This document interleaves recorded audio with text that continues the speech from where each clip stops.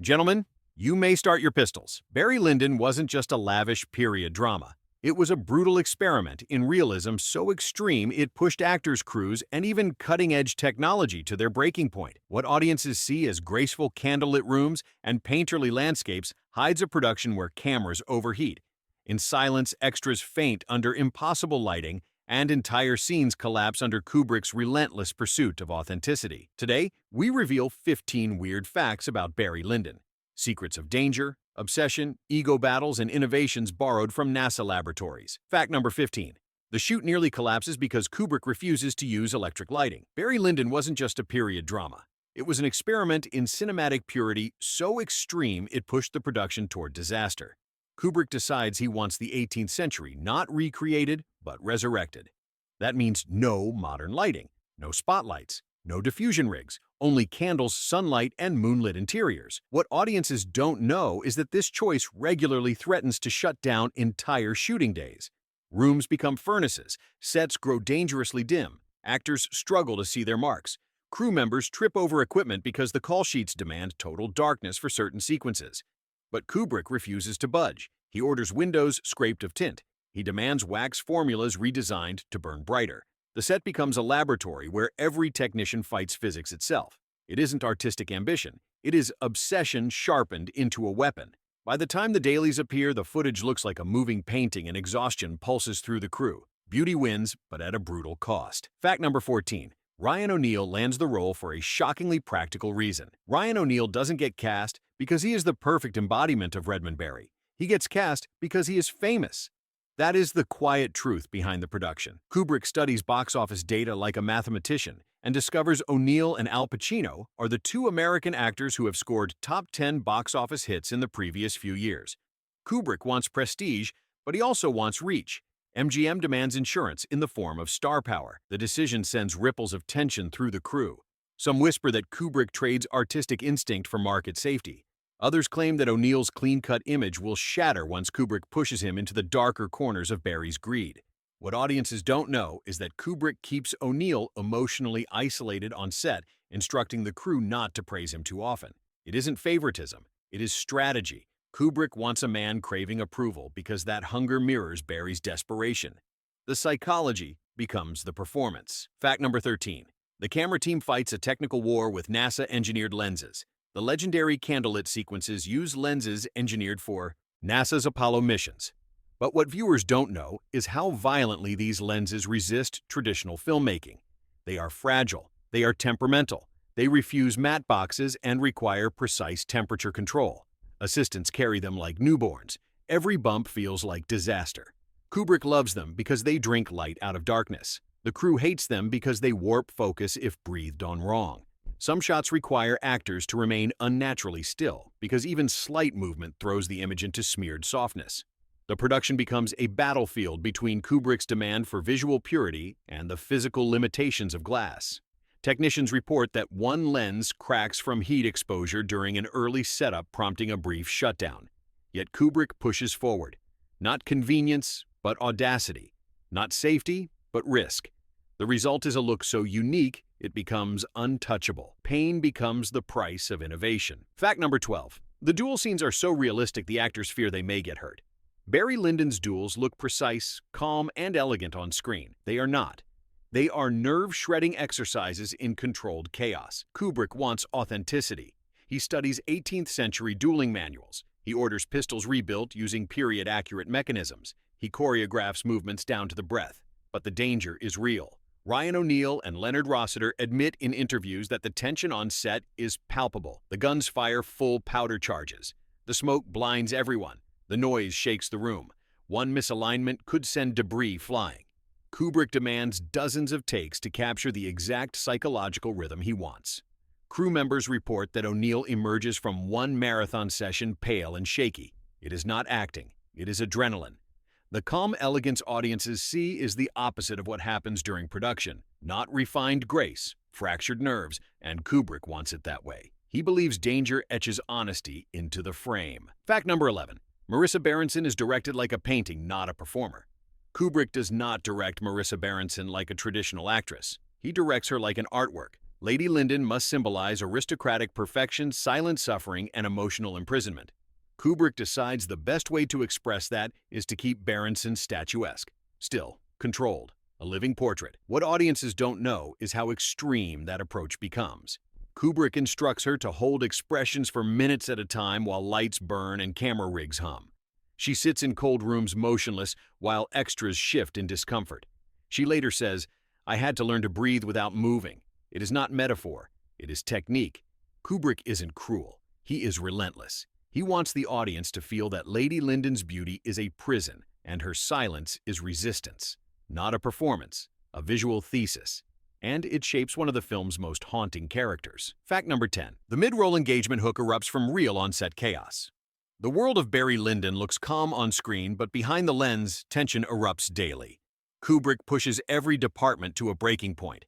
Actors wait for hours while natural light shifts. Extras stand frozen in heavy costumes. Technicians adjust fragile NASA lenses that react badly to heat and dust. The pressure builds until even simple scenes feel like battles. In the middle of this intensity, one thing becomes clear. Kubrick believes strain reveals truth. He tells the cast film is life painted under stress. O'Neill later recalls moments where the silence on set feels heavier than any line of dialogue. And here is where we invite the audience in. If you want to see how deep this chaos goes, go ahead and like and subscribe because Kubrick has more secrets hidden in the next frames. What viewers do not know is that the tension they sense in the final film is real. It exists in every take and every breath. Fact number 9. Kubrick shoots until actors break and then keeps rolling. Kubrick is famous for repetition, but Barry Lyndon elevates repetition into ritual. Scenes stretch across dozens of takes. Some creep toward 100. Kubrick waits for emotional exhaustion to replace technique. He believes a worn-down actor reveals something pure. Crew members report that entire days vanish into a single moment of eye contact. O'Neill grows visibly drained. Berenson becomes a statue shaped by fatigue. Supporting actors whisper that they fear losing their voices before the final slate drops. Not efficiency, but endurance. Not clean performance, but raw psychological truth. When the dailies arrive, they show characters who seem hollow and bruised by fate. That is no accident. Kubrick wants their inner collapse to feel authentic. The audience senses a weariness that feels older than the 18th century itself. What viewers do not know is that the despair of Barry Lyndon is not scripted. It is lived, captured, preserved in every frame. Fact number 8. The battle scenes are so authentic they recreate 18th century warfare. The war sequences in Barry Lyndon feel like moving paintings, but they are born from punishing accuracy. Kubrick studies battlefield manuals. He orders uniforms stitched with period thread. He trains extras to march in rigid lines that defy instinct.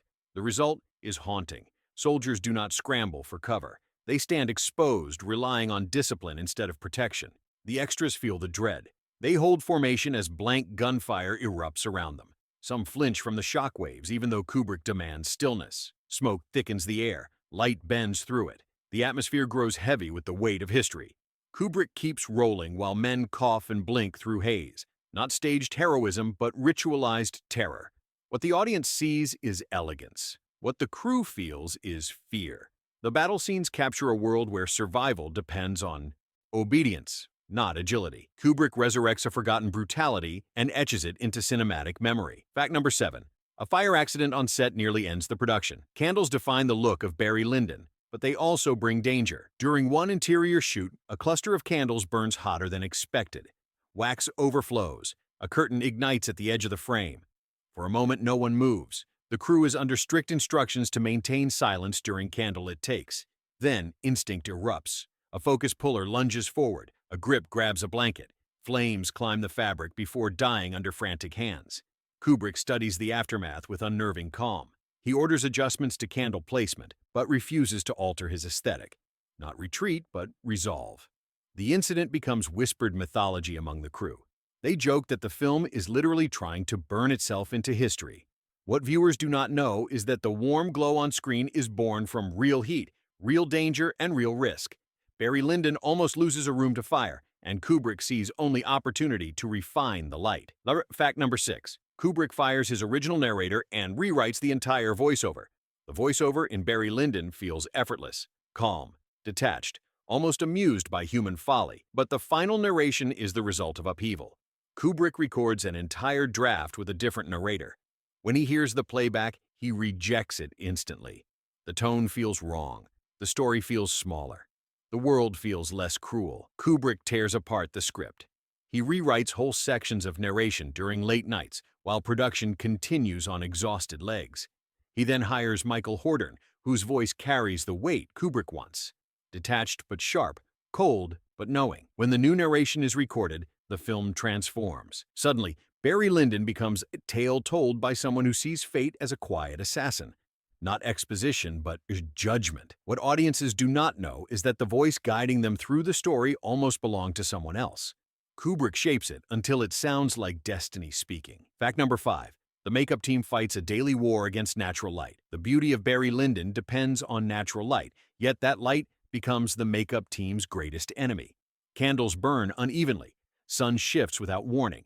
Shadows carve unexpected shapes across faces. Makeup artists scramble between takes, adjusting skin tones that change every minute. Foundation melts under heat from hundreds of candles. Powder clouds the air and settles on costumes that take hours to prepare. Kubrick watches everything with clinical precision. He orders retouches for the smallest detail: a glimmer on a cheekbone, a reflection on a forehead, a strand of hair shining too brightly. The makeup crew works in near silence, knowing each adjustment may be undone by a drifting cloud or a flickering flame. Not glamour, but survival. What audiences do not know is that the soft glow of Barry Lyndon exists only because a small team fights nature itself from dawn until night. Their work becomes invisible, yet essential to Kubrick's vision. Fact number 4. The costumes are so authentic they constrain the actors' bodies. The costumes in Barry Lyndon appear elegant, but they function like cages. Kubrick commissions garments built with period stitching and rigid structures. Corsets grip ribs, coats restrict shoulder movement, breeches cut circulation during long takes. Actors move with careful precision because the clothing dictates posture and motion. Some performers bruise under the stiff fabric. Others struggle to breathe while holding poses inside candlelit rooms. Yet Kubrick insists on authenticity. He believes discomfort shapes character. The wardrobe team repairs torn seams daily because natural movement constantly stresses the fragile materials. Sweat from heat and lighting stains delicate fabrics. Washing becomes a risk because many garments cannot be cleaned without damage. Not fashion, but archaeology. What viewers see as elegance is actually physical strain. Every gesture on screen is molded by clothing that enforces the era's social rigidity. Kubrick captures a world where appearance suffocates the self, and he uses the actors' bodies as proof. Fact number 3. Kubrick restarts entire scenes if the sky looks wrong. Most directors pray for good weather. Kubrick demands perfect weather. During exterior scenes, he stares at the horizon as intensely as he watches actors. If a cloud drifts too quickly or a shadow breaks the composition, he halts everything. Crews pack equipment. Horses are led away. Extras return to tents. The production waits for the sky to repair itself. Hours pass while Kubrick studies shifting light like a meteorologist possessed by art. O'Neill later says that filming under Kubrick feels like living inside a painting that keeps repainting itself. The crew learns to read Kubrick's mood by watching the sky. Not spontaneity, but domination of nature. The result is a landscape that feels mythic and controlled, as if the world itself obeys Kubrick's vision. What audiences do not know is that several scenes exist only because a cloud arrived at the right moment. Barry Lyndon becomes a collaboration between film crew and atmosphere. Fact number 2. Kubrick forces dozens of takes to remove human intention from performances. Kubrick does not want theatrical emotion. He wants behavior stripped of conscious effort. He repeats takes until actors lose control of their technique. After the 50th take, gestures soften, eyes wander, lines fall out in flat, exhausted voices. Kubrick watches closely. This is the moment he wants. Crew members recall actors who no longer know which take they are on. Some feel detached from their characters. Others slip into emotional numbness. Not spontaneity, but surrender. Kubrick believes only then does a performance reveal its truth. He captures people who look shaped by fate rather than choice. Their actions appear inevitable and tragic. What viewers do not realize is that the film's haunting stillness is born from exhaustion. The world of Barry Lyndon feels fatalistic because the actors move as though destiny guides them, not willpower. Kubrick chisels away ego until only raw instinct remains. Fact number 1. The final duel is filmed like a ritual of death. The duel between Barry and Lord Bullingdon looks ceremonial, but it is created under crushing tension. Kubrick designs the scene as a slow approach toward doom. He orders the set cleared of unnecessary crew. He dims the space until breath becomes visible in the cold. Actors rehearse the sequence step by step. Pistols click with real force. Powder burns the air. The moment Bullingdon vomits from fear is scripted, but the trembling that follows is not. The pressure overwhelms the performer. Kubrick keeps rolling. Not action, but ritual. Every movement feels predetermined, as if the characters have no escape from violence waiting for them. Kubrick frames the duel like a moral judgment delivered by history. What audiences do not know is that the dread in that room is genuine. The actors feel it in their bones. The final duel becomes the spiritual core of the film. Fact 3C. Kubrick secretly shoots an alternate ending and never shows it to anyone. The official ending feels cold and decisive, but Kubrick experiments with a second version. In this hidden ending, Barry sits alone after losing his leg, illuminated only by candles. No dialogue, no music, just the sound of flame. Kubrick shoots several minutes of footage, then locks it away.